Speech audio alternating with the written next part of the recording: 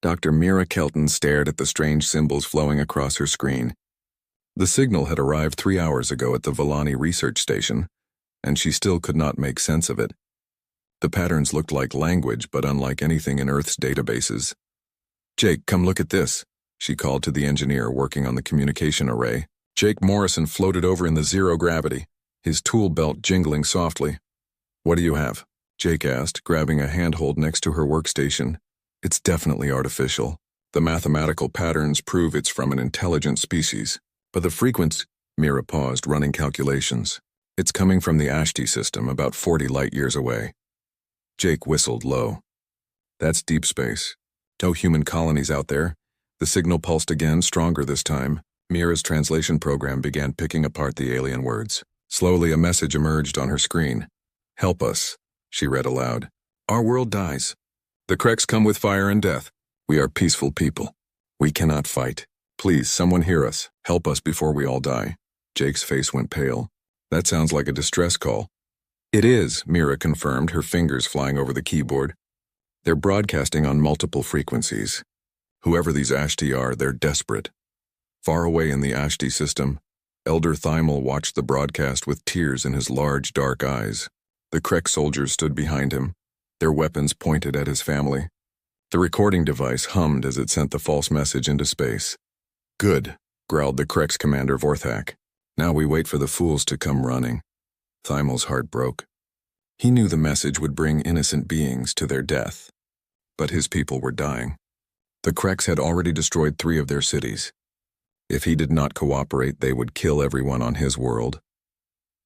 Back on the research station, Mira worked through the night. She decoded more of the message, learning about the Ashti people. They were scholars and artists, living in crystal cities beneath their world's purple sky. They had no armies, no weapons of war. They were defenseless against the Kreks raiders. "The Kreks Dominion," she muttered, searching through galactic databases. What she found made her blood run cold. The Kreks were known across this part of the galaxy as destroyers. They conquered worlds, enslaved populations, and moved on when resources ran out. Dozens of civilizations had fallen to their endless hunger for power. "We have to report this," Jake said, reading over her shoulder. Mira nodded and opened a channel to Earth Command.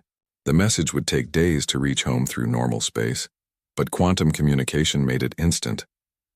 Within minutes, Admiral Cross appeared on the screen. "Dr. Kelton, we received your report. Are you certain this signal is genuine?" "Yes, Admiral. The language patterns check out. The Ashti are real and they're in serious trouble." Admiral Cross was quiet for a moment. Behind her, Mira could see other officers gathered around displays showing star charts and fleet positions. "The Ashti system is outside our normal patrol range," the Admiral said slowly, "but we cannot ignore a distress call from an innocent species." On Earth, Captain Elena Vasquez stood in the briefing room aboard the UES Determination. Around her, other ship captains listened as Admiral Cross explained the mission. "The Ashti sent a desperate plea for help," Admiral Cross said. "Intelligence suggests the Kreks Dominion is attacking their homeworld. These people are peaceful. They have no defenses against a military force like the Kreks." Captain Vasquez studied the tactical display. The Ashti system was far from Earth space, deep in unknown territory. It would be dangerous for their ships to travel so far without support. "What do we know about Kreks' capabilities?" asked Captain Torres from the heavy cruiser Relentless. "Limited data," Admiral Cross admitted. "They use hit-and-run tactics. Fast ships, energy weapons, boarding parties. They avoid straight fights with equal forces. Then they have not fought humans," said Captain Bradley with a grim smile. The other captains nodded. Humans had earned their reputation in the galaxy through hard experience. Earth was a deadly world that produced deadly people. Other species called them Deathworlders and usually avoided contact. But that reputation also meant responsibility. When innocent people called for help, humans answered. "We leave in 6 hours," Admiral Cross announced. 12 ships, full Marine complement. We go in prepared for anything." As the meeting ended, Captain Vasquez walked to the observation deck. Earth turned slowly below, blue and white and beautiful. Soon they would leave this safe harbor and travel into the unknown. Her communication officer approached with a message pad. "Captain, we just received additional intelligence from Dr. Kelton." Vasquez read the report with growing concern. The Ashti had no military at all. Their entire civilization was built around learning and art. They had never fought a war because they had never needed to. "They're like children," she murmured. Innocent children calling for help. The thought made her decision easy. Whatever the Kreks wanted in the Ashti system, they would have to go through human forces to get it. And humans protected their own, even when their own were alien species they had never met. In the Ashti system, Elder Thymel felt the weight of guilt pressing down on him. The forced broadcast had been sent days ago. By now, it might have reached other civilizations. Someone might be coming to help, not knowing they flew into a trap. Commander Vorthak seemed pleased with their work. He had stationed his fleet in the asteroid belt, hidden from long-range sensors. When the rescue ships arrived, they would face overwhelming firepower. "Your message will bring us fresh slaves and salvage," Vorthak told Thymel. "Perhaps I will let some of your people live as a reward?" Thymel said nothing. He could only hope that whoever received their call would be smart enough to stay away. The galaxy had seen too much death already. The human fleet prepared for departure with military precision. Supply ships loaded ammunition and spare parts. Medical teams prepared for casualties. Marines checked their weapons and armor. On the bridge of the Determination, Captain Vasquez received final orders from Earth Command. They were authorized to use any force necessary to protect the Ashti people. If the Kreks wanted a fight, they would get one. "All ships report ready," her navigation officer announced. "Take us out," Vasquez ordered. 12 human warships activated their faster-than-light drives and disappeared into hyperspace. They carried the hopes of an entire species and the fury of humanity itself. Behind them, Earth's long-range sensors detected massive energy signatures in the Ashti system. The readings suggested heavy military ships, lots of them. The trap was set, but now it would spring on predators instead of prey. The rescue fleet jumped through hyperspace toward an unknown fate, not knowing that their arrival would change the balance of power in that entire region of the galaxy. The Kreks had made one critical mistake when they chose to threaten innocent people. They had just invited humanity to the war. The human fleet dropped out of hyperspace at the edge of the Ashti system.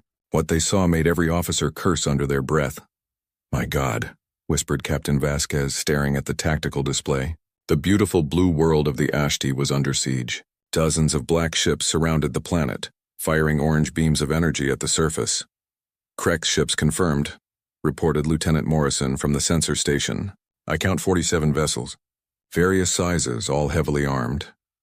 Commander Rico Valdez, leader of the first contact team, studied the enemy formation from aboard the diplomatic vessel Harmony. The Krek ships moved like sharks, circling their prey with predatory grace. "Admiral Cross, we need to establish communication with the Ashti before engaging," he transmitted to the fleet command ship. "Agreed," came Cross's voice over the comm. "But stay ready to move fast. Those Krek ships have noticed us." On the planet's surface, Elder Thymel felt his heart skip when the new ships appeared on their sensors. These vessels looked different from the Krek ships. Sleeker, somehow more dangerous. "Guardian Nexus, what do our instruments show?" he asked his military advisor. Nexus, a tall Ashti with silver-blue skin, checked the readings with trembling hands. 12 ships, unknown design. They carry massive energy signatures. Both Ashti looked at each other with growing horror. The false distress signal had worked. Someone had actually come to help them, not knowing it was a trap. "We must warn them," Thymel said desperately. "How?" "The Kreks monitor all our communications." In the asteroid belt, Commander Vorthak watched the newcomers with interest. The ships were clearly warships, but their design was unfamiliar. His intelligence network had no records of this species. "Scan those vessels," he ordered his sensor officer. "I want to know what we're dealing with." The results made him laugh. 12 ships? They brought 12 ships against my fleet? These aliens must be either very brave or very stupid. His aide, a scarred warrior named Grix, studied the tactical display. "Commander, the energy readings from their weapons are unusual. Higher output than expected for ships that size." Vorthak waved dismissively. "Numbers matter more than technology, Grix. Signal the fleet. We'll destroy these fools quickly and return to harvesting this world." The first communication attempt came from Commander Valdez aboard the Harmony. Using universal mathematical principles, he tried to establish contact with both the Ashti and the attacking force. The response came from the planet's surface, transmitted on a weak signal that barely made it through the battle interference. Unknown ships, the translated voice said. I am Elder Thymel of the Ashti people. You must leave immediately. This is a trap. The Krex forced us to send the distress signal. They are waiting to destroy you. Valdez felt cold anger wash over him. These peaceful people had been used as bait. Their desperate cry for help had been turned into a weapon against anyone kind enough to answer. Admiral, he reported to Cross. The situation is worse than we thought. The Ashti were forced to send that distress call. The Krex are using them as bait. Admiral Cross's response was sharp and clear. Then we end this now. All ships, battle formation. We're going to show these Krex what happens when they threaten innocent people. The Krex fleet moved to intercept, confidence radiating from every ship movement. Commander Vorthak opened a channel to the human vessels following standard intimidation protocol. Unknown species. His voice boomed across space. I am Commander Vorthak of the Krex Dominion. You have entered claimed territory. Surrender your ships and prepare for processing or be destroyed. Captain Vasquez listened to the translation with the expression that would have frightened a lesser species. Around her, the bridge crew prepared for battle with cold efficiency. Commander Torres, Captain Bradley, all vessels, she transmitted to the fleet. You heard their offer. Anyone want to take it? The responses came back immediately, filled with human determination and barely controlled fury. Negative. Admiral. Not a chance. Let them try. Admiral Cross opened a channel back to the Krex commander. Her voice was calm, almost conversational, which somehow made it more threatening than any shout. Commander Vorthak, this is Admiral Cross of the Earth Defense Force. You have attacked innocent civilians and used them as weapons against rescuers. That ends now. Vorthak laughed, a harsh sound that echoed through space. Earth Defense Force? I have never heard of your species. No matter. You are outnumbered 4-1. Your ships are smaller than ours. Surrender now and I might let some of you live as slaves. The human response came not in words but in action. The 12 human ships suddenly spread out in a formation the Krex had never seen before. Instead of forming a defensive wall, they scattered like hunters surrounding prey. What are they doing? Grix asked, confused by the human tactics. Vorthak frowned. Most species either charged straight ahead or formed defensive clusters when outnumbered. These aliens were acting like they had numerical superiority instead of the reverse. On the planet's surface, Elder Thymel watched the display with growing amazement. The human ships moved with perfect coordination, each vessel taking a position that covered the others while maintaining clear firing lanes. They fight like a pack, Guardian Nexus observed, like the great hunters of our ancient stories. Admiral Cross's final transmission to the Krex was brief and cold. You have 10 minutes to withdraw all forces from this system. After that, we will consider you hostile targets and act accordingly. Vorthak's laughter died as he processed the alien response. 10 minutes? These newcomers were giving him an ultimatum? With 12 ships against 47? Impossible, he muttered. What species would be so arrogant? His question was answered when his intelligence officer finally identified the newcomer's origin point. Commander, the officer said with growing alarm, long-range analysis suggests these ships came from the Sol system. Sol system? What's significant about that? Sir, that system contains a planet designated as Class 12 Deathworld in our databases. The bridge went silent. Every Krex warrior knew what a Class 12 Deathworld meant. It was a rating reserved for planets so hostile that only the most dangerous life forms could survive there. You mean, Vorthak said slowly, these are Deathworlders, sir. They're Deathworlders. For the first time in his career, Commander Vorthak felt a chill of uncertainty. Deathworlders were legends across the galaxy, species that evolved on worlds so deadly that they became living weapons themselves. But surely the legends were exaggerated. They had to be. The 10-minute deadline ticked down with mechanical precision. Human ships held their positions with unwavering discipline. The Krex fleet remained in formation, weapons powered but not yet firing. On the planet below, millions of Ashti held their breath, caught between hope and terror. Their peaceful world had become a battlefield where the fate of 3 species would be decided. The timer reached 0. All Krex vessels, came Admiral Cross's voice, now stripped of all diplomacy. You were warned. Engage. The space around the Ashti homeworld erupted into fire and light as 2 philosophies of war collided. The Krex fought for conquest and glory. The humans fought for something much more dangerous. They fought to protect innocent life, and that made them absolutely merciless. The first exchange of fire lit up space like a deadly fireworks display. Krek's energy beams lanced out toward the human ships, orange light cutting through the darkness. But where they expected to find targets, they found empty space. What? Commander Vorthak stared at his tactical display in confusion. The human ships had moved at the last second, not away from the incoming fire, but directly into it, using their momentum to spiral past the energy beams. Lieutenant Tom Bradley led his fighter squadron through the Krek's formation like angry wasps. His small craft weaved between the massive enemy ships, too fast and small for their weapons to track effectively. Phoenix Squadron, target their sensor arrays, he commanded over the comm. Blind them first. His pilots responded with deadly precision. Missiles streaked out from the fighters, not targeting weapons or engines, but the delicate sensor equipment that guided Krek's targeting systems. Meanwhile, Major Lisa Park coordinated the Marine transports preparing to defend Ashti population centers. From her command ship, she watched the space battle with growing admiration for human tactical innovation. "Sir," reported her aide, "the Kreks are using standard formation fighting. They expect us to do the same. Then let's disappoint them." Park replied with a cold smile. Captain Vincent Torres aboard the heavy cruiser, Relentless, demonstrated exactly what disappointed Krek's expectations looked like. Instead of engaging at long range like a sensible commander, he drove his ship straight toward the largest Krek's dreadnought. "Captain, collision alert," his navigation officer warned. "Acknowledged," Torres replied calmly. "Prepare boarding parties." The Krek's dreadnought's commander watched in disbelief as the human ship accelerated directly toward him. No sane species would attempt a ramming attack against a vessel twice their size. But humans, as the galaxy was learning, had their own definition of sanity. The Relentless struck the Krek ship at half-light speed, her reinforced prow punching through the enemy's side armor like a spear through paper.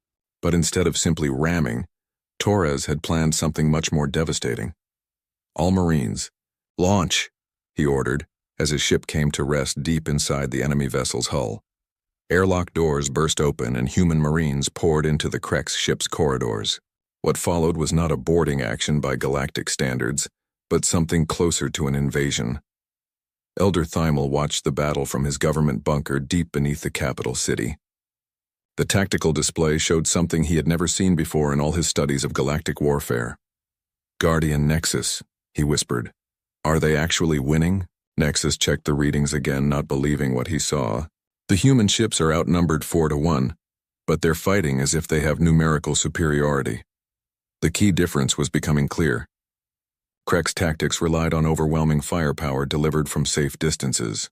They would pound enemy ships with energy weapons until they surrendered or were destroyed. Human tactics were completely different. Every maneuver was designed to get closer to the enemy, not farther away. They used asteroids as cover, not to hide behind, but to ricochet shots around. When their ships took damage, they used the damaged sections as improvised weapons. Commander Vorthak realized the battle was not going according to plan when half his fleet reported boarding actions in progress. "How are they getting Marines onto our ships?" he demanded. "Sir," his aide Grix reported with growing alarm, "they're not using transport ships. They're ramming damaged vessels directly into our hulls and using the wreckage as entry points." "That's insane." "Yes, sir, but it's working." The space around the battle had become a maze of debris, damaged ships, and weapons fire. The Kreks found themselves fighting not just 12 human ships, but 12 human ship crews who treated every piece of floating metal as a potential weapon. Captain Bradley's fighters had successfully blinded 3 Krek's cruisers by destroying their sensor arrays. But instead of backing off, the fighters moved in closer, using their small size to fly directly into the enemy ship's hangar bays. "Phoenix leader to all units," Bradley transmitted. "Remember, we're not trying to destroy their ships. We're trying to capture them." This was perhaps the most alien concept the Kreks encountered. In galactic warfare, ships were destroyed, not captured. The idea of deliberately boarding and taking control of enemy vessels was considered either impossible or insane. Humans apparently considered it standard procedure. Major Park's Marines had successfully landed on 3 Ashti cities, but not to defend them from orbital bombardment. Instead, they were setting up surface-to-space missile launchers, turning the planet itself into a weapon. Target the Krek ships in low orbit. she ordered her battery commanders. Force them higher where our fleet can engage more effectively. The missiles that rose from the Ashti surface were not like anything in the Krek's arsenal. They were smart weapons that could change course mid-flight, track moving targets, and even coordinate with each other to ensure maximum damage. But most importantly, they carried warheads, designed by a species that had spent centuries perfecting the art of destroying things. Commander Vorthak watched his careful battle plan fall, apart as human tactics proved both unpredictable and devastatingly effective. His ships were being boarded, his formation was breaking up, and worst of all, his crews were starting to panic. "Sir," Grix reported, "the Bone Crusher reports total systems failure. The humans have taken their bridge. The Stormclaw is reporting the same thing. Sir, the Doomhammer just exploded. Internal detonation." Vorthak stared at the tactical display as red warning lights multiplied across his fleet status board. In less than an hour of combat, he had lost more ships than in his last 10 campaigns combined. "What kind of species are these humans?" he muttered. The answer came from an unexpected source.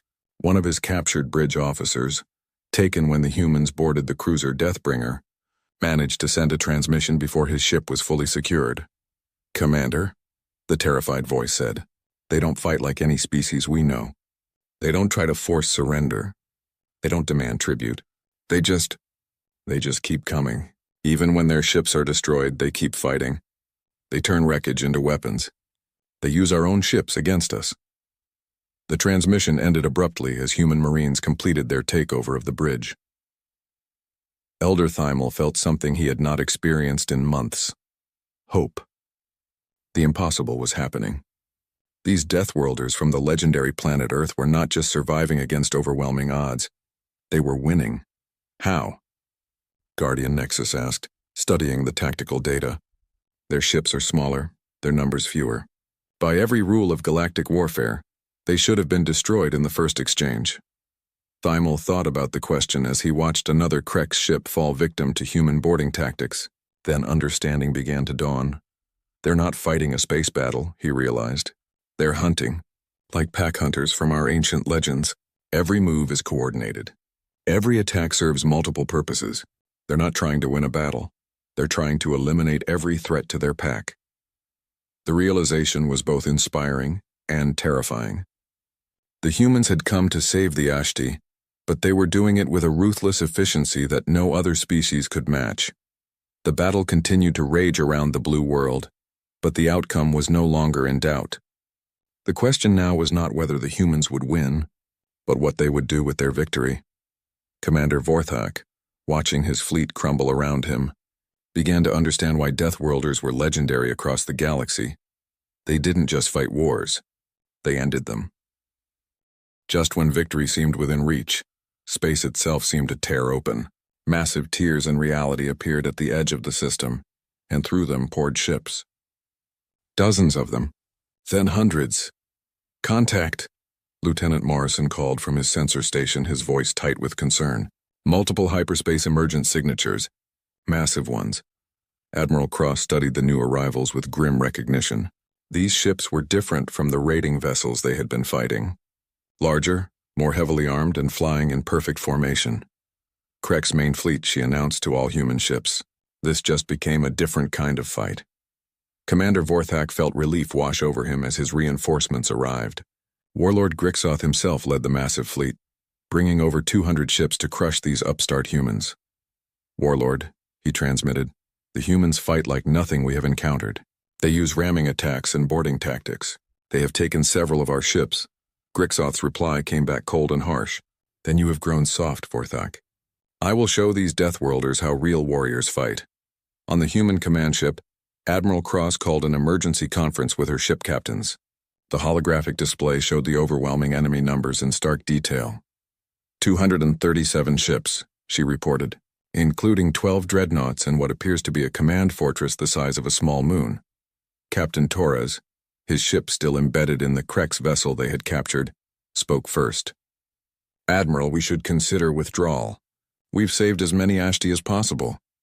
"Negative," Cross replied immediately. "If we run, the Kreks will follow. They'll hunt down every ship, every colony, every human outpost they can find. This ends here." "Captain Bradley," Commanding from a captured Krex cruiser understood immediately. We're implementing Protocol 7?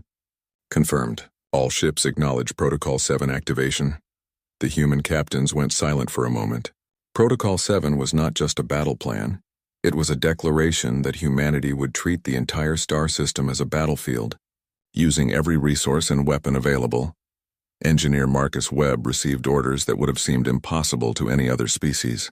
His small team was to convert the gas giant's mining stations into weapons platforms within 6 hours. "Sir," his aide protested, "these are civilian mining operations. They have no armor, no weapons, no shields." "Then we'll have to improvise," Webb replied, studying the station blueprints. "Strip the mining lasers and reconfigure them for military use. The refineries can produce explosive compounds. The storage tanks can become missile launchers. Meanwhile, Dr. Amy Foster worked to turn the system's natural phenomena into weapons. The gas giant's massive electromagnetic field could be manipulated to jam enemy sensors and disrupt their communications. If we can create enough interference," she explained to her team, "we can force them to fight us ship to ship instead of coordinating fleet actions." Marine Colonel David Nash found himself explaining human military philosophy to Guardian Nexus as they prepared the Ashti underground shelters. "Your people are safe," he assured the alien commander, "but I need you to understand something about human doctrine." Nexus looked puzzled. "What do you mean?" "We don't fight to win territory or resources. We fight until nothing that threatens our pack can threaten them again. That means every enemy ship, every enemy base, every enemy that might come back for revenge." The Ashti commander stared at the human colonel with growing understanding and fear. "You intend to destroy their entire fleet?" "If necessary, yes." Warlord Grixoth began his attack with overwhelming force, expecting the small human fleet to either surrender or die quickly. His ships advanced in a massive wall of firepower, energy weapons charged and ready. What he found instead was empty space where the human fleet had been. "Where did they go?" he demanded. His sensor officer checked the readings twice before answering. "Sir, they've scattered throughout the system. Individual ships hiding in asteroid fields, behind moons, even in the gas giant's atmosphere." "Cowards," Grixoth snarled. "They run from a real fight." But Admiral Cross was not running. She was hunting. The first Krex ship to die was a destroyer that wandered too close to what appeared to be a disabled human vessel. The trap was perfect. The human ship looked dead in space, broadcasting distress signals. When the Krex ship moved in to investigate, they discovered the disabled vessel was actually a fully functional warship with a very patient crew. The destroyer vanished in a ball of fire before it could send a warning. "Contact lost with Ravager 7, reported Grixoth's communications officer, probably. A systems malfunction, the warlord dismissed. Continue the advance, but the attacks continued. A supply convoy disappeared near the outer moons. A patrol cruiser went silent while investigating strange energy readings from an asteroid. A communications relay ship simply vanished without a trace."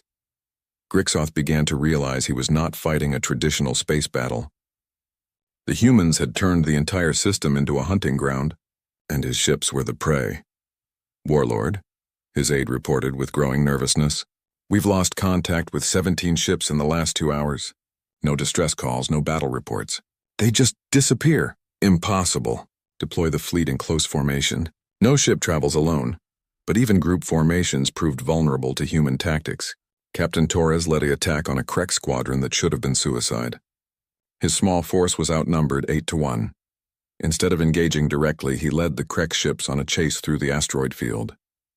The enemy followed eagerly, expecting to corner and destroy the fleeing humans. They did not notice the mining charges that Marcus Webb's teams had planted throughout the asteroid belt until it was too late. The explosions turned space rock into a deadly storm of shrapnel that tore through Krex shields and armor. Of the 8 ships that entered the asteroid field, only 2 escaped, both heavily damaged.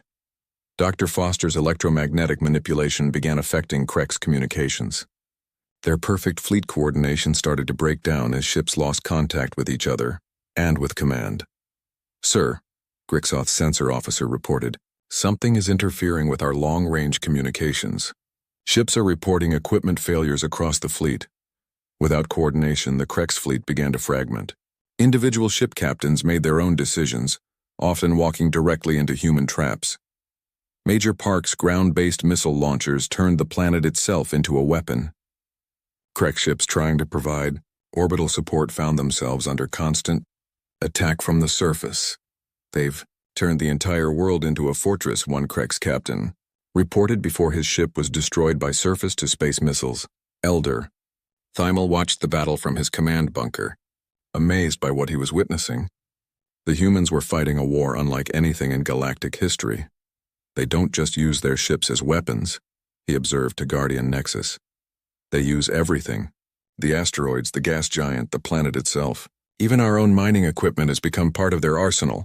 Nexus nodded grimly. They fight like the system belongs to them, not like visitors passing through. As night fell over the Ashti capital, the space battle continued to rage above. But the tide had clearly turned. Despite being outnumbered 20-1, the humans were systematically dismantling the Krek's fleet. Warlord Grixoth realized with growing horror that he was not fighting a species that happened to be good at war. He was fighting a species that had evolved from predators on a world so deadly that warfare was their natural state. "Sir," his aide whispered, "perhaps we should consider withdrawal." Grixoth looked at his battle display, showing dozens of red lights where his ships had been destroyed or captured. The humans had not just refused to surrender, they had turned his overwhelming advantage into a liability. "No," he said finally, "we cannot retreat. If word spreads that the Krek's dominion fled from a handful of Deathworlders, our empire will crumble. We fight until the end." But as more ships disappeared into the dark between the stars, picked off one by invisible human hunters, Grixoth began to wonder if he had just made the last mistake of his career. The humans were not just fighting a battle. They were conducting an extermination, and they were very good at it. The arrival of the Earth Defense Fleet changed everything. Space tore open once again, but this time it brought salvation instead of doom. Through the hyperspace windows came ships bearing the flags of humanity's greatest achievements. Fleet Admiral Sandra Kane stood on the bridge of the massive dreadnought Terra's Wrath, studying the tactical situation with cold efficiency. Around her flagship gathered vessels from Mars, Europa, the asteroid mining consortium, and dozens of human colonies. "Admiral Cross," she transmitted to the embattled fleet commander. "We received your emergency beacon. Status report. Admiral Kane, we have the situation under control, but barely. The Kreks brought their entire sector fleet. Over 200 ships." Kane studied her displays, noting the scattered debris that had once been Krek's vessels. "Understood. We're here to finish this." The human reinforcements did not simply join the battle, they dominated it. The new arrivals brought heavy dreadnoughts, carrier groups, and specialized assault ships designed for exactly this kind of fleet engagement. Warlord Grixoth watched in growing despair as his sensors counted the new arrivals. 87 additional human ships, many of them larger than anything in his fleet. "Sir," his communications officer reported, "we're receiving a transmission from the new human fleet." Admiral Kane's voice filled the Krek's command ship with quiet authority. "Warlord Grixoth of the Krek's Dominion, you have attacked civilians under human protection. You have used innocent people as weapons. This is Fleet Admiral Sandra Kane of the Earth Defense Force. Surrender now and your surviving crews will be treated according to galactic law." Grixoth's pride would not let him surrender to any species, especially not to Deathworlders. "I am Warlord Grixoth, conqueror of 17 systems. I do not surrender to anyone." Kane's response was immediate and final. "Then you die with honor. All ships engage at will." The final battle became a demonstration of why humans had earned their reputation across the galaxy. The Earth Defense Fleet fought with the coordinated precision of a species that had spent centuries perfecting the art of warfare. Commander Jessica Rivers led the assault on Grixoth's command fortress aboard her destroyer Valiant Storm. She knew it was likely a one-way mission. The fortress was the size of a small moon and protected by dozens of escort ships. "All Marines, prepare for final assault," she announced to her crew. "We end this today." Her ship plunged through the enemy defensive screen like a spear through paper, taking massive damage but refusing to stop. The Valiant Storm's hull glowed red-hot from enemy fire as she closed the distance to the command fortress. "Commander," her navigation officer reported, "hull integrity at 15%. We won't survive another hit." "Then we don't take another hit," Rivers replied. "All power to engines." Ramming speed. The Valiant Storm struck the command fortress at full velocity, her reinforced prow punching deep into the enemy structure. But Rivers had planned for more than just a ramming attack. All Marines, Assault Protocol 7, she ordered as her dying ship came to rest in the heart of the enemy fortress. What followed was not a boarding action, but a coordinated invasion. Human Marines poured through the breach, fighting with the desperate fury of a species that refused to let innocents suffer. Elder Thymel watched the space battle from his command bunker, witnessing something that would be remembered in Ashti history forever. The humans fought with a cold precision that terrified even their enemies. They don't fight with anger, he observed to Guardian Nexus. They fight with purpose. Every shot, every maneuver serves their goal of protecting innocent life. The battle reached its climax when Admiral Kane's dreadnought Terra's Wrath engaged Grixoth's command fortress directly. The two massive ships traded fire that lit up half the system, energy beams capable of destroying smaller vessels entirely. But human engineering proved superior to Krek's construction. The Terra's Wrath's armor held while her weapons systematically dismantled the enemy fortress's defenses. Captain Paul Rodriguez, serving as Earth's first xenodiplomatic officer, opened channels to all remaining Krek ships as their command structure collapsed. "Attention, Krek's forces," he broadcast. "Your warlord is dead. Your fleet is destroyed. Surrender now and you will be treated with dignity. Continue fighting and you will share his fate." One by one, the surviving Krek ships powered down their weapons and surrendered. The great fleet that had terrorized this sector of the galaxy for decades was reduced to wreckage and prisoners. In the aftermath, Elder Thymel and the Ashti Council faced a disturbing realization. The humans had liberated them, but these Deathworlders were now the most powerful force in their region of space. Ambassador Rachel Stone, newly appointed as Earth's representative to the Ashti, tried to ease their concerns during the first diplomatic meeting. "We seek only peace," she assured the Ashti leaders. "Humanity has no desire to conquer or control other species.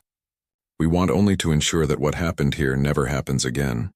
But the Ashti had witnessed what human peacekeeping looked like.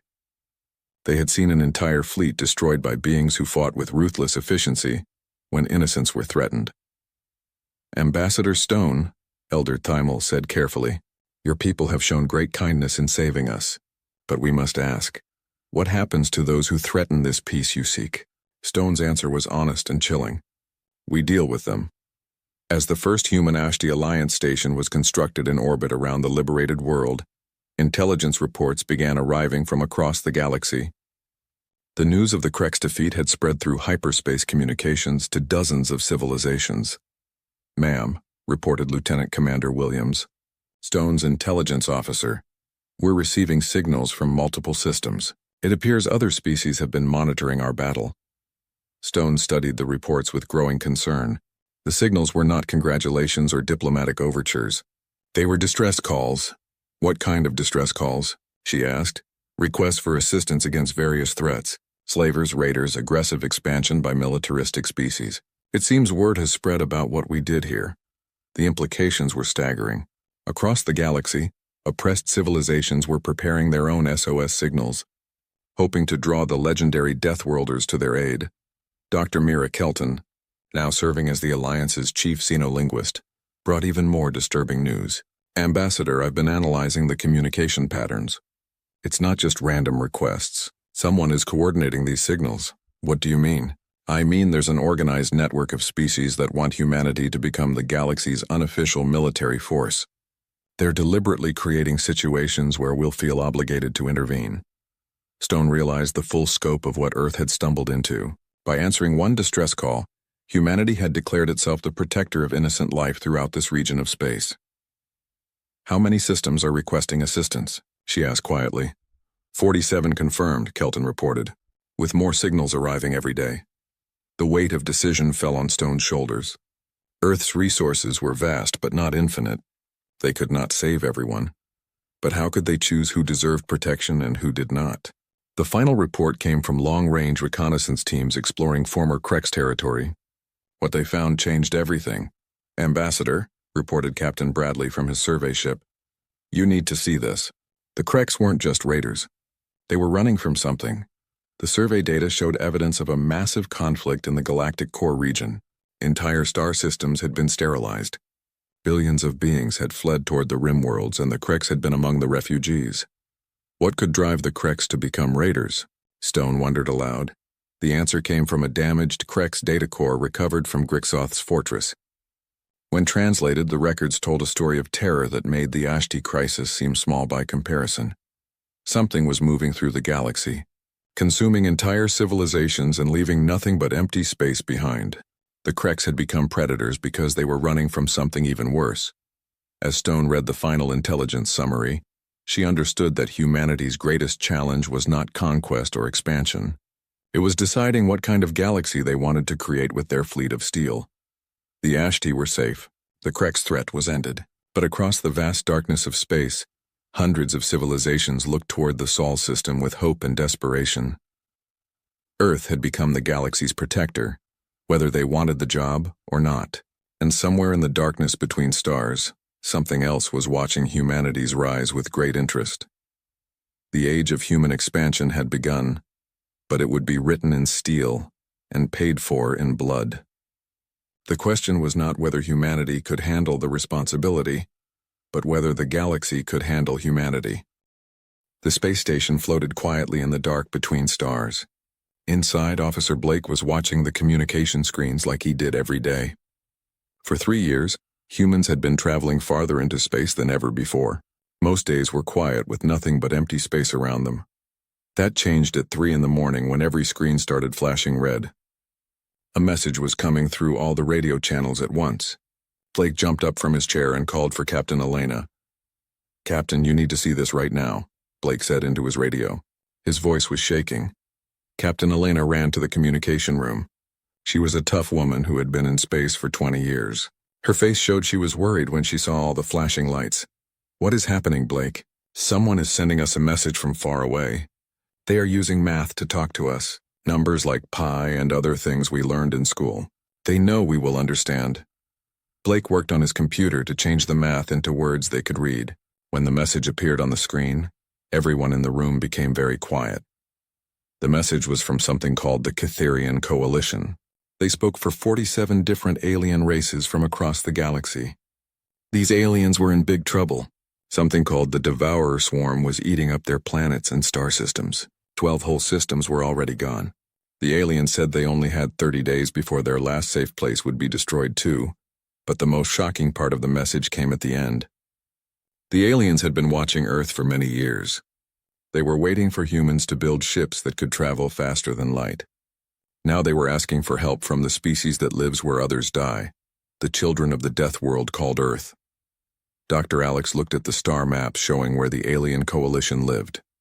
"Captain, they are calling us Deathworlders. Do they know what they are asking for?" Captain Elena stared at the information on her screens. The alien species came from easy planets with low gravity and nice weather. They had plenty of food and water. Their weapons were made for careful fighting, and their ships were built to explore, not fight wars. They had never met anything like humans who learned to survive by being tough and mean. The aliens had grown up on paradise worlds. Humans grew up on Earth where storms could destroy cities, where animals hunted each other to live, where people had to fight for everything they needed. Earth made humans strong and dangerous.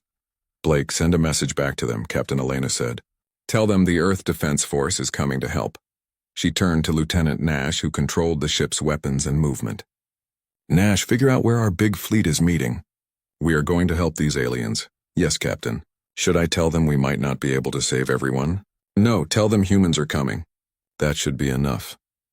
As their ship changed direction to head toward the alien space, none of the crew knew they were about to change how the whole galaxy thought about humans.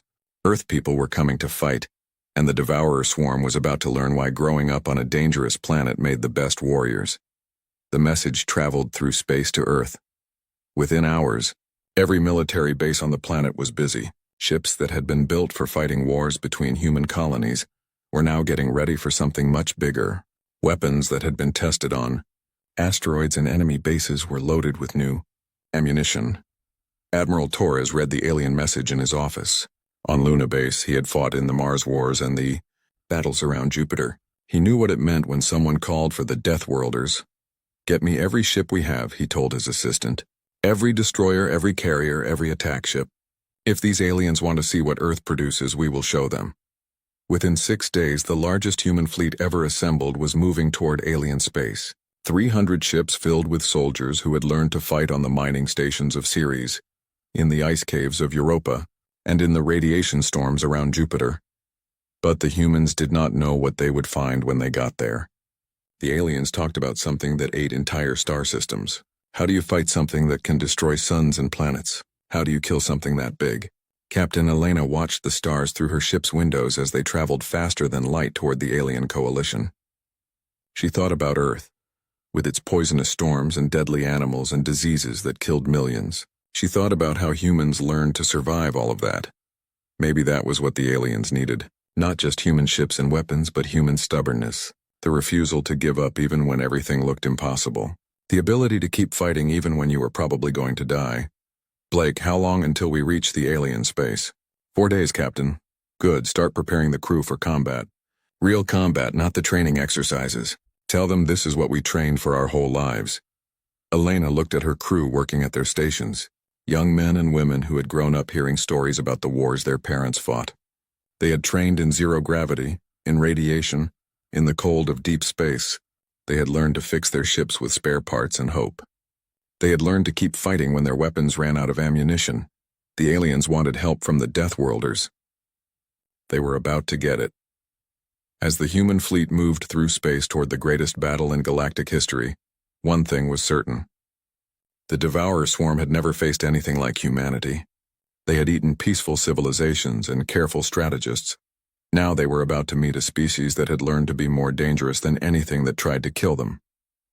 They were about to meet the children of Earth. The war was coming.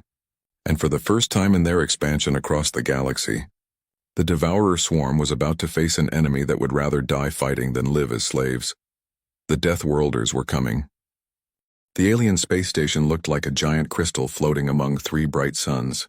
Ambassador Veltar walked back and forth across the viewing deck, her blue skin showing how worried she was. Her people, the Aquilans, had never been in a war like this. The Devourer swarm had eaten another star system just 2 days ago. The Earth people are here, said her assistant, Mordain. His voice showed he was both happy and scared. Veltar looked out the big windows and could not believe what she saw. The Coalition had hoped maybe 20 human ships would come to help. Instead, over 300 ships filled the space around their station. Huge battleships covered with weapons, fast attack ships built for war, and carrier ships that seemed to pulse with energy. These were not the peaceful explorer ships the aliens had imagined. These were weapons built by a species that knew how to fight. A bright light appeared on the station's transport pad, and suddenly there were humans standing there. Commander Jackson was almost 7 feet tall with scars across his face, and metal parts replacing pieces of his left arm. His uniform had patches showing he had fought in wars on Mars, around Jupiter, and on Titan. The other humans with him looked just as tough. They carried weapons that seemed too big for normal people to use. Their eyes moved constantly, checking for danger even though they were on a peaceful station. Ambassador Veltar. Commander Jackson's voice was rough, like someone who had been shouting orders in battle for many years. We got your message. Show us what we are fighting. The hologram that appeared in the war room made even the tough human soldiers step backward. The Devourer swarm was not just conquering planets. They were eating them completely. Whole worlds stripped down to nothing. Stars that had been drained of their light and space itself bent and twisted around their ships. They cannot be talked to, Veltar explained, her voice shaking. Our best diplomats tried to communicate with them. Nothing worked. They just eat everything they find. Commander Jackson studied the battle reports with cold eyes. How many ships do they have? It is hard to count. They seem to be one big organism made of millions of smaller parts. Some pieces are as small as fighter jets. Others are bigger than moons. We think there might be tens of millions of individual creatures. The human officers looked at each other. Numbers like that would have made any other species run away in terror. Instead, Major Diana Jackson's tactical officer leaned forward with interest. What about their defenses? Their armor learns from every attack we make, Mordain said sadly. Their weapons drain power from our ships, and they work together perfectly across impossible distances. We lost almost half our combined fleet trying to fight them. Commander Jackson nodded slowly, then spoke into his wrist communicator. All ship captains, emergency meeting in 30 minutes. Prepare for combat formation Alpha 7. He looked directly at Veltar. Ambassador, you asked for the Deathworlders. We are here. But understand something. When humans go to war, we do not just fight to win. We fight to make sure the enemy can never threaten anyone again. Veltar watched through the windows as the human fleet began to move into new positions. The ships moved like a pack of hunting animals, spreading out and surrounding the space around the station. She had studied human history and knew these people came from a world where everything tried to kill them. They had learned to be more dangerous than their environment. Commander, she asked carefully, how do you plan to fight something with millions of ships? Jackson smiled, but it was not a happy smile. Ambassador, you made a mistake when you called us Deathworlders. You think that means we come from a dangerous planet. That is true, but it is not the important part. What do you mean? Being a Deathworlder does not just mean we can survive on a dangerous planet. It means we learn to be the most dangerous thing on our planet. Earth made us into predators, and predators do not run from bigger predators. They find ways to kill them. Major Diana activated a tactical display showing their fleet formation. The coalition species fight like civilized beings. You have rules and strategies and try to minimize casualties. That is why you are losing. How do humans fight? Mordain asked. Like the apex predators we are, Jackson replied. We do not fight fair. We do not follow rules that limit our effectiveness. And we definitely do not worry about our own casualties if it means completing the mission. Through the station's communication system, they could hear human ship captains talking to each other. Their voices were calm and professional, but they were discussing battle plans that made the aliens feel sick. Kamikaze attacks, ships ramming into enemy formations, soldiers volunteering for missions they knew they would not survive. Are all human military units like this? Veltar asked. No, Jackson said. These are the special forces. The ones we send when normal military units are not enough. Every person in this fleet volunteered to be here, knowing they probably would not go home. Why would they do that? Jackson looked at her with eyes that had seen too many battles. Because the alternative is letting the enemy reach Earth, and we will burn the galaxy down before we let that happen. As the human fleet moved away from the station toward the first battle zone, Veltar wondered if they had called for salvation, or summoned something even more terrifying than the Devourer. The Coalition had spent thousands of years building a peaceful civilization based on cooperation and understanding. Now they were about to watch humans demonstrate why evolution on a death world produced the most effective killers in the galaxy. Through her viewing window, Veltar saw the human ships accelerating toward the enemy. They were not flying in careful formations like Coalition fleets. They moved like a pack of wolves, ready to tear apart anything that threatened their territory. The real war was about to begin, and for the first time, the Devourer swarm was going to face an enemy that had evolved specifically to be more dangerous than anything else in the universe. The first real battle happened near a planet called Kepler 442, where the Devourer swarm was slowly eating everything on the fourth planet. Coalition forces watched from a safe distance as the human fleet did something no one expected. Instead of staying far away like smart military commanders, they flew directly into the middle of the swarm formation. Admiral Rebecca commanded the human attack from her flagship, the Terran Defiant. Her bridge crew worked with the smooth efficiency of people who had spent their entire lives fighting impossible battles. Unlike the clean and perfect Coalition command centers, the human ships showed damage from countless fights. Their metal hulls had been patched and welded many times. Their weapons had been modified to kill more efficiently. Admiral, we are detecting over 50,000 individual swarm creatures, reported Kate, who operated the sensor equipment. They are forming a sphere around the planet to trap us inside. Admiral Rebecca smiled in a way that was not pleasant to see. Perfect. They are trying to surround us like they did to the Coalition fleets. She activated the communication system that connected all the human ships. All vessels begin Protocol Omega. Let us show these things why Earth breeds survivors. What happened next was unlike anything the Coalition had ever seen in space warfare.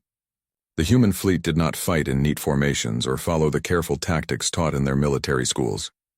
Instead, they fought like a pack of predators, using attack patterns that seemed completely insane, but were actually carefully planned chaos. Captain Raj's destroyer, The Mumbai's Fury launched itself directly at a group of swarm creatures 10 times bigger than his ship. His weapons fired continuously while he performed evasive moves that should have torn his ship apart from the stress. When the swarm entities tried to adapt to his fighting style, Raj simply changed everything he was doing in the middle of battle. He switched from energy beams to kinetic weapons to chemical explosives without any pattern the enemy could predict. Meanwhile, the carrier ship New Tokyo released squadrons of fighter pilots who did not engage in normal fighter combat. Instead, they performed kamikaze attacks that were not quite kamikaze attacks. Pilots like Lieutenant Maria would fly their fighters directly at enemy formations, then eject at the last second, while their computer-controlled fighters detonated nuclear warheads inside the swarm clusters. Support ships would rescue the pilots within minutes and give them new fighters to continue the battle. "This is completely insane," whispered Coalition observer Zenthara from her monitoring station, aboard a safely distant Coalition ship. "They are fighting like they do not care if they die." Admiral Rebecca heard the comment through the communication link. "Observer, we do not fight because we do not fear death. We fight because we learned something your species never had to learn. Sometimes the only way to survive is to be more dangerous than whatever is trying to kill you." The battle reached its turning point when Commander Ford's ship, the Atlas Rising, performed a maneuver that Coalition tactical computers said was impossible. Ford flew his cruiser directly into the largest swarm creature, something the size of a small moon, and detonated a series of antimatter bombs inside its core, while his crew escaped in emergency pods. The explosion did not just destroy that creature. It created a chain reaction that tore through a quarter of the entire swarm fleet. More importantly, it sent a message that spread through the swarm's shared consciousness. These new enemies could not be intimidated. They could not be reasoned with. And they were willing to sacrifice everything to win. For the first time since they began expanding across the galaxy, the Devourer swarms started to retreat. But the humans were not finished. As the swarm creatures tried to pull back to a safe distance, the human fleet pursued them aggressively. Coalition observers watched in amazement as human ships that should have been heavily damaged continued fighting with jury-rigged weapons and patched hull breaches. Captain Elena's ship had lost half its armor plating, but she continued attacking swarm entities with weapons that were overheating from constant use. When her energy cannons finally burned out completely, she ordered her crew to load the torpedo tubes with nuclear warheads set for proximity detonation. "Captain, those warheads are not designed for close-range combat," her weapons officer warned. "The radiation will damage our own systems." "Then we better kill them fast," Elena replied, and launched every nuclear torpedo her ship carried directly into the retreating swarm formation. The nuclear explosions lit up the space around Kepler 442 like a dozen new suns. When the radiation cleared, over 3,000 swarm entities had been destroyed or severely damaged. The remaining creatures fled deeper into space, their shared consciousness filled with something they had never experienced before: fear. On the Coalition observation ship, Ambassador Veltar stared at the sensor readings in disbelief. They actually won. The Deathworlders defeated a force 10 times larger than their own. "How?" asked her aide Mordain. "Their tactics made no sense according to any military doctrine we know." Veltar studied the battle recordings, watching human ships perform maneuvers that violated basic physics and safety protocols. "I think that is exactly the point. The swarm adapted to fight civilized species who follow logical tactics and try to preserve their own forces. They never encountered a species that fights like they have nothing to lose." As the human fleet regrouped and began treating their wounded, Admiral Rebecca received a communication from the Coalition Command. They wanted to know how humans had achieved such an impossible victory against overwhelming odds. Her response became legendary throughout Coalition space. "We fight like Deathworlders because we are Deathworlders. We do not win by being smarter or having better technology. We win by being willing to do whatever it takes, no matter the cost." But Admiral Rebecca knew this victory was only the beginning. The swarm entities that escaped would report back to their central intelligence. The real enemy would now know that humans existed, and it would adapt its tactics accordingly. The next battle would be much harder. The swarm would be ready for human unpredictability and aggression. But as Rebecca looked at her scarred and patched fleet, she felt confident about their chances. After all, the swarm had only seen humans fight when they were being careful and trying to minimize casualties. Wait until the creatures saw what humans could do when they stopped holding back completely. The war was just getting started, and the galaxy was about to learn why Earth had produced the most dangerous species in the universe. The coordinates led the human fleet to a place in space that should not have existed, where 3 star systems had once lived and thrived. Now there was only a massive emptiness that seemed to swallow light itself. In the center of this cosmic wound sat the Nexus, a structure so huge it made planets look like small rocks. Captain Torres of the science ship Galileo's Dream stared at his sensor readings and could not believe what he was seeing. "Admiral, this thing is bigger than entire solar systems. The gravity readings say it should have collapsed into a black hole by now. But somehow it is holding together." Admiral Rebecca studied the tactical display in her war room, surrounded by her senior officers. Intelligence Officer Commander Walsh had been analyzing how the swarm creatures communicated for weeks. And what he found was disturbing. "The swarm is not just eating matter and energy," Walsh reported to the assembled officers. "They are harvesting consciousness itself. Every thinking being they have encountered has been absorbed into their collective mind. Their knowledge and experiences are integrated into the Nexus. The implications hit everyone in the room like a physical blow.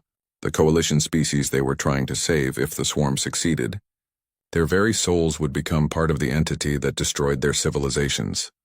That explains why they cannot be negotiated with," realized Dr. Emma, the fleet's expert on alien psychology. "They do not see other species as enemies or even as food. To them, we are just components that have not been integrated yet." Rebecca turned to her tactical team. "What are our options?" Major Diana highlighted several sections of the massive Nexus structure. "We have identified what appear to be vulnerable points, massive energy conduits that feed power throughout the structure. But Admiral, the defensive grid is unlike anything we have encountered. Millions of swarm entities patrol in perfect coordination, and the Nexus itself appears capable of repairing damage faster than we can inflict it." The silence in the war room stretched uncomfortably until Lieutenant Commander Rivers spoke up. "Admiral, what if we are not trying to destroy it?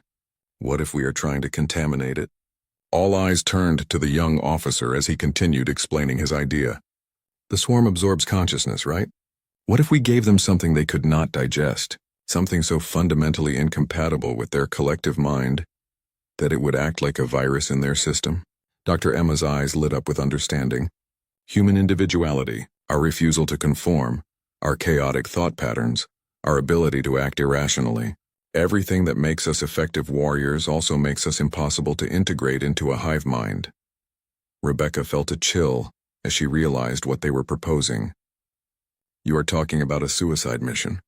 We would have to allow ourselves to be absorbed by the Nexus, hoping we could retain enough individuality to disrupt their collective from the inside." Torres nodded grimly. "The entire fleet would have to participate. We would need thousands of human minds entering their system simultaneously to have any chance of success." The Admiral activated the fleet-wide communication system. When her image appeared on screens across all 300 ships, she did not give a rousing speech about heroism or glory. Instead, she simply explained the facts of their situation. "This is what we know, and this is what we have to do," she said to every crew member in the fleet. "I will not lie to you. The chances of survival are very small. But if we fail here, the swarm will eventually reach Earth, and everything we have ever cared about will become part of that thing out there." She paused, letting that sink in before continuing. "I am not ordering anyone to participate in this mission. Every person who enters that structure is volunteering to sacrifice their individual existence to save not just humanity, but every species in the galaxy." The response came back immediately from every ship in the fleet. From the youngest fighter pilot to the oldest engineering chief, every voice responded with the same word. "Understood, but there was more to the plan than simple sacrifice." Dr. Emma had been working with the ship's computer specialists to develop what she called consciousness anchors. These were mental techniques that might allow human minds to resist absorption long enough to cause maximum disruption to the swarm's collective. "Think of it like a computer virus," she explained to the assembled crew leaders. "We do not need to destroy their entire system. We just need to introduce enough chaos to cause critical failures in their coordination." Commander Walsh added tactical details. "Our analysis shows the swarm's collective consciousness operates on perfect unity. Every individual entity shares the same goals and methods, but human minds naturally resist that kind of conformity. Our tendency toward independent thought and emotional decision-making should create conflicts their system cannot resolve. Captain Torres raised an important question. What happens to the absorbed minds of the coalition species? If we disrupt the collective, do we free them or kill them? We do not know, Rebecca answered honestly. But we do know that leaving them in their current state is not really living. At least this way they have a chance. As the human fleet began its approach toward the Nexus, each ship prepared for what might be their final mission. Crew members recorded messages for families back on Earth. Engineers checked and double-checked every system to ensure maximum effectiveness when they reached the structure. But something interesting happened during those final preparations. Instead of fear or despair, the fleet began to show something uniquely human. Gallows humor. Jokes were shared between ships about who would be the most annoying consciousness for the swarm to absorb. Betting pools were established on how long human minds could resist integration. Fighter pilot Maria sent a message to all other pilots. Remember, if we are going to be stuck in an alien hive mind, we might as well make it the most obnoxious hive mind in galactic history. Admiral Rebecca watched her fleet approach the Nexus and felt a strange pride. These people were about to sacrifice everything, and they were doing it with the same stubborn humor that had gotten humanity through every disaster in their history. The Devourer swarm had conquered civilizations across the galaxy by absorbing their knowledge and unity. They were about to discover why the most dangerous thing in the universe was a species that refused to be absorbed by anything. The final battle was beginning, and for the first time in their existence, the swarm was going to face an enemy that became more dangerous the more you tried to control them. The final assault began when the ship clock showed dawn, though in the endless darkness around the Nexus, time had no meaning. Admiral Rebecca stood on the bridge of the Terran Defiant as 300 human ships accelerated toward certain death, their crews calm with the acceptance that came from a lifetime of facing impossible odds. All ships, this is Admiral Rebecca. Execute Protocol Pandora. Let us introduce the swarm to chaos theory. What followed was not a battle in any normal sense. It was a carefully planned sacrifice performed with military precision. The human fleet did not try to fight their way to the Nexus. Instead, they allowed themselves to be captured. Their ships were disabled by swarm entities, and their crews were taken inside the massive structure for absorption into the collective mind. But, as the first humans were connected to the swarm's shared consciousness, something unprecedented happened. The Nexus, which had perfectly integrated billions of minds from dozens of species, encountered something it could not process. Captain Raj felt his consciousness partially merge with the swarm network, and immediately the collective recoiled as his memories flooded through their shared awareness. The Mumbai food riots of his childhood, the savage beauty of Earth's monsoon storms, the completely irrational human capacity to love something enough to die for it.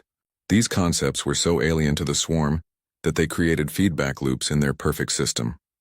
Lieutenant Maria, her mind linked to thousands of swarm entities, began singing an old Earth song her grandmother had taught her. The melody, with its chaotic rhythm and emotional resonance, spread through the network like a virus, disrupting the mathematical precision that held the collective together.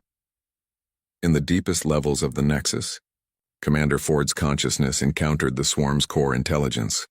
This was a vast artificial mind that had been consuming civilizations for thousands of years. But where it expected to find another orderly set of memories to catalog and integrate, it instead found the experiences of a man who had survived the siege of Europa Station by eating recycled protein bars for 6 months and telling jokes to keep his crew's morale up. You want to know what makes us different? Ford's mental voice echoed through the collective consciousness. We do not just survive difficult situations. We laugh while we are doing it. The effect cascaded through the entire Nexus like a chain reaction. Thousands of human minds, each carrying a lifetime of stubborn individuality, began asserting themselves within the swarm network. They did not try to fight the collective directly. They simply refused to be absorbed by it, maintaining their separate identities through sheer bloody-minded persistence. Dr. Emma, her consciousness spread across multiple swarm nodes, realized what was happening. The system is overloading, she transmitted to the other human minds scattered throughout the structure. Our individuality is creating processing conflicts they cannot resolve. Admiral Rebecca, her awareness expanded across vast sections of the Nexus, felt the exact moment when the swarm's collective consciousness began to fragment. Billions of absorbed minds held in perfect unity for centuries suddenly remembered what it felt like to be individuals. The Catherian philosophers who had been absorbed decades ago began questioning the collective's purpose instead of simply accepting it. Aquilan artists started creating new ideas instead of just consuming existing ones. Species that had been integrated years ago began to reclaim their lost identities and cultural memories. The Nexus itself, unable to process this cascade of individual consciousness, began to shut down its primary systems. The gravitational fields holding the massive structure together became unstable. Energy conduits overloaded as the collective intelligence tried desperately to maintain control over minds that were no longer willing to be controlled. From her position in the Coalition observation fleet, Ambassador Veltar watched in amazement as the impossible structure that had terrorized half the galaxy began to tear itself apart from the inside. "They did it," she whispered to her aide. "The Deathworlders actually did it." But the most remarkable thing happened in the final moments before the Nexus collapsed completely. Admiral Rebecca, her consciousness still linked to thousands of other humans throughout the structure, made a choice that would echo across galactic history. Instead of allowing all the freed minds to die with the collapsing structure, she coordinated a massive evacuation using the swarm's own transport network. Human consciousness spread throughout the Nexus, began working together to guide escape pods filled with the rescued beings from dozens of species to safety. All human minds. This is Rebecca. Her mental voice reached every absorbed human throughout the structure. "We came here to save the galaxy. That means everyone, including the people the swarm already captured." What followed was the largest rescue operation in galactic history, performed by dead people who refused to stay dead. Human consciousness, distributed through alien technology, coordinated the evacuation of billions of beings while the Nexus tore itself apart around them. As escape pods filled with rescued Coalition citizens fled the collapsing structure, the human fleet's sacrifice was revealed to be something more than a suicide mission. It had been a rescue operation on an impossible scale. 3 days later, long-range sensors detected something that shocked every species in the Coalition. The human fleet, presumed lost with the Nexus, was limping home through Coalition space. Somehow, impossibly, most of the crews had survived. When Coalition leaders asked how they had escaped certain death inside a collapsing megastructure, Admiral Rebecca's response became legend throughout the galaxy. "We are Deathworlders," she said from her medical bed where doctors were treating radiation poisoning and neural damage. "Surviving the impossible is not heroic for us. It is Tuesday." The explanation was typically human in its simplicity and stubbornness. While their consciousness had been distributed through the Nexus, their bodies had remained in the transport chambers. When the structure began collapsing, automated systems had ejected the transport pods to preserve the absorbed minds for later integration. The humans had simply waited until they were far enough away, then reconnected their consciousness to their bodies and flown home. The galaxy would never again underestimate the species that had learned to thrive in hell itself. The Devourer swarm was gone, its collective consciousness shattered beyond repair.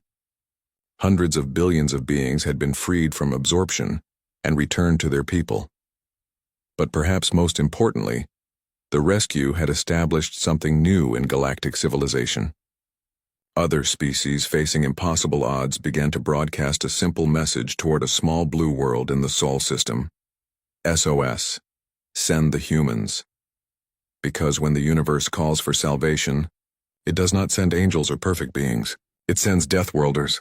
It sends the species that learn to be more dangerous than anything that tries to kill them. It sends humans. And somewhere in space, the next impossible threat was already learning to fear a simple truth. When humans decide to save something, they do not accept failure as an option. They just get more creative about what constitutes victory.